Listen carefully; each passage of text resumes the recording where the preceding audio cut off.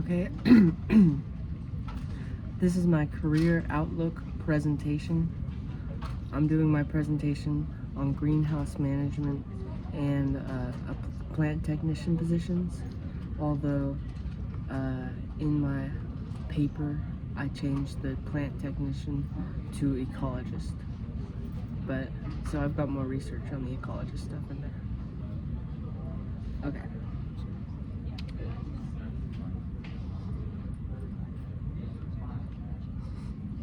Okay, so my background in greenhouse management is that I've done a lot of gardening in my life. I mean, not like for a long time, but I've done a lot of gardening in the past like year. I had experience at a garden center in which I was able to build different skills like plant care, where I could make sure that the plants weren't dying. I could identify different types of plants, especially in the commercial environment, and I could organize the different plants by the genuses and families and other helpful classes.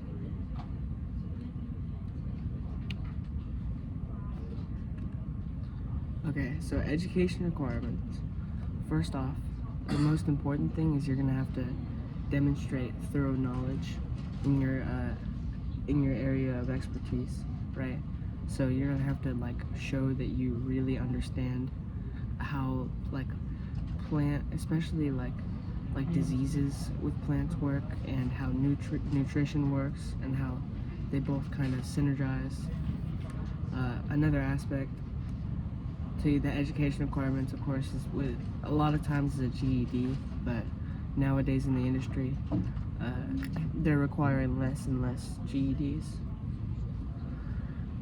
But good degrees to get for this position would be a horticulture degree, an ag sciences degree, a plant science degree, and there's another one that's a good option.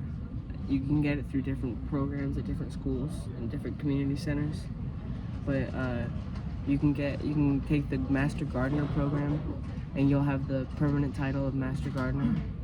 I think you have to renew it, but it's a pretty good deal.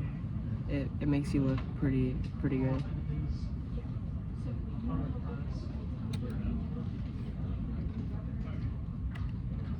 Okay, experience needed. Big experience for greenhouse management and plant tech. Plant tech is less of an experienced position and more of a entry-level position. I mean, not exactly like smack dead entry level, but like one after entry level, because they need to make sure you're competent, but they still need a lot of people doing that. So greenhouse experience is very helpful. Like I said, plant uptake, plant nutrition, just keeping an eye on everything, making sure it looks good. Leading experience is going to be big, because you're going to be leading, a group of people that they're all going to be working at different times, and you're going to have to coordinate all that. You're going to have to get scheduling down, and then diagnostic experience is just understanding which diseases do what, and that's gonna be really helpful for the greenhouse management. Comes with a lot of diseases due to the humid environment, and so disease identification is going to be crucial. And then plant tech experience, that's kind of self-explanatory, but you can just plant tech is a good starter job for a greenhouse manager. In fact, that's probably the route I'm gonna go. Let me see.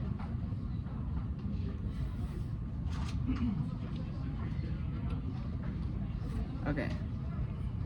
Potential salary. The potential salary for my job is not looking too high.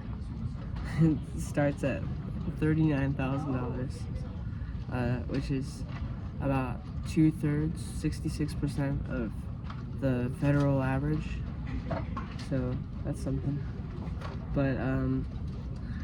But scale very much matters for these kinds of things. You could have a $30,000 like very small scale operation kind of job, or you could have a $200,000 super giant, like massive, very intensive operation. So it really does depend on the scale of the operation. Location is a big one. If you're gonna be in like Canada, specialty crops are gonna cost more, but it's gonna be harder to grow them. You know, if you're in Costa Rica, it's a lot easier to grow bananas, and so you'll be able to make a profit more that way.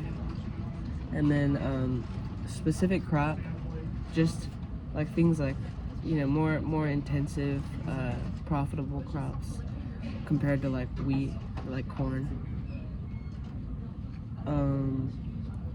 And on the higher end of the salary, you can be looking up to $130,000, like on an average end. But like specialized, you can get a lot higher.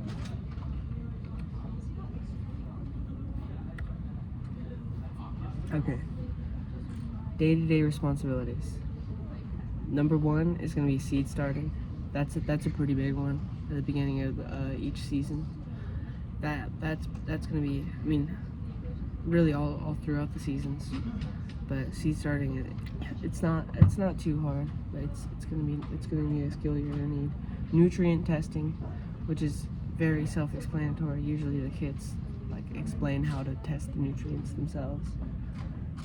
Plant diagnostics, like I said, you're gonna be able to identify diseases and bacteria and different things of that nature. Let's see. Growth optimization, like you're going to need to be able to really maximize the efficiency and output of these crops in this little amount of time. Let's see.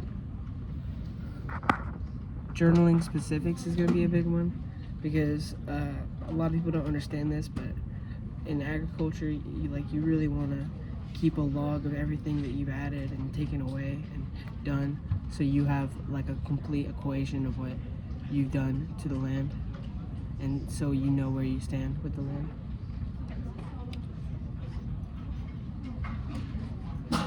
Okay, and opportunities for advancement. You could own like a little series of farms. Like you could inherit that. You could save up enough money and buy a business, potentially buy the business you're working for. It's kind of unlikely. And then, but even more than that, there's a lot of entrepreneurial opportunities, like carrying like a business startup would be pretty, like, I don't know, like cannabis, or you know, one of the notable cash crops these days. Or carrying out extra produce orders for local stores. I mean, that like you could probably just get an extra greenhouse in your backyard and have enough for that. So that would be like a really cool opportunity. Thank you so much.